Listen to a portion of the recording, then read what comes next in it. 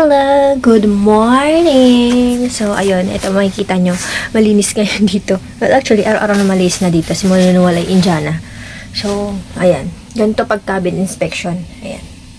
Kaya pag cabin inspection, kaya na ganyan yung bed. So, ayan, sinabihan ko yung kasama ko, chinat ko siya na cabin inspection ngayon kasi hindi pa niya inaayos to. So, chinat ko siya kasi meron kami ditong paper. Ayan, malalaman yung pag cabin inspection kasi meron silang paper lalagay dito sa may pintuan.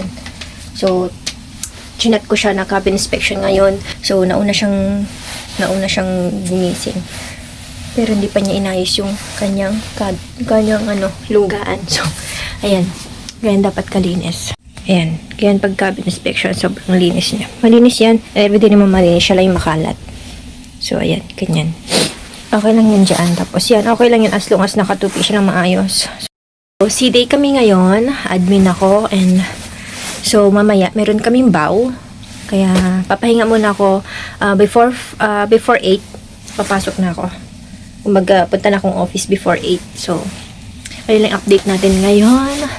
Kasi pagka pagka Antarctica, oo, nakakapag video ganyan, pero pagka minsan lang kasi kami nakakalabas, kaya minsan lang kami nakakalabas sa puerto ganyan, sa port, pagka talagang binigyan ka ng mahabang break, doon ka lang talaga nakakalabas doon sa port. So hindi ko makakalabas kami sunod na port kasi bukas CD ulit. So hindi ko alam, depende kasi schedule yan. Minsan pagka 1.5 hour yung yung binigay sa yung break, tinutulog ko na lang talaga. Swertehan na lang pag naka 3 hours ka. So, depende lang. Pag first response ka, oo, makakalabas ka kasi meron kang mahaba-habang break. Tapos, ayun lang. Mamaya ulit update ako sa inyo. Sobrang lakas. Pinabukasan pa nila ang bow. Ewan ko kung yun yung may kita nila. Pero, sobrang lakas ng hangin. Bawa ko ngayon. You can see. Alam nyo ba kung bakit pinabuksan ng bow? Kasi nga naman merong glacier dito.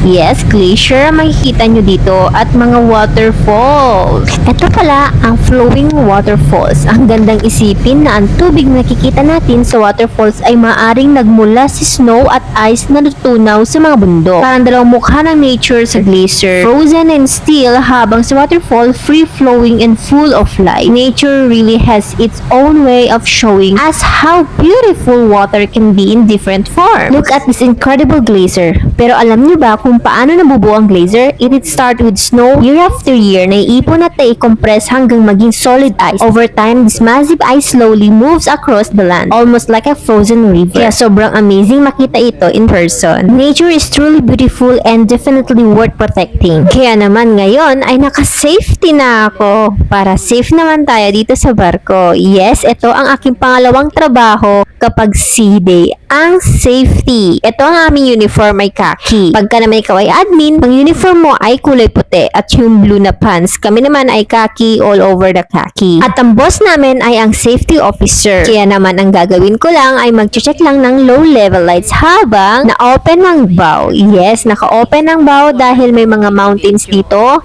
at merong mga small waterfalls na makikita na kung saan pwedeng mag-viewing, scenic viewing ang mga guests sa labas habang sila ay nag-walking outside deck. Pagkatapos ko mag-check ng low level lights dito ay hintayin ko na lang mag-break. Within 30 minutes ay pwede na ako mag-break dahil 12 ang break namin pagka sea day at ikaw ay safety. Araw-araw po ang work namin kaya kung ikaw ay nagugutom, ganyan. Kung gutom na gutom ka na, kailangan mo na lang talaga kainin yung mga stock mo dun sa cabin para at least maibisan yung gutom mo. Yes, araw-araw po ang work namin. May pahinga pero everyday work sa 8 months. Minsan nakakaumay na rin mga pagkain sa crew mess. Lagi na lang baboy, chicken, hanggang sa nagkaroon ako ng mga chicken skin. Kaya naman tinigil ko na. At ang ginawa ko ay bumili ako ng mga noodles. So yun na lang yung mga kinakain ko minsan. Kahit na alam mo nang hindi healthy, hindi naman talaga healthy yung kinakain dito sa barko. Dahil dito sa barko, hindi naman anytime pwedeng kumain. May specific time lang para sa breakfast, lunch, at dinner. Kaya kung ako sa'yo, mag-stock ka rin ng snacks sa cabin. Just in case, magutom ka sa mga oras na sarado na ang crewmate. fitness. Or kung hindi mo trip ang pagkain pero take note, bawal magdala ng lutong ulam o cooked food sa cabin. Dahil sa food safety rules,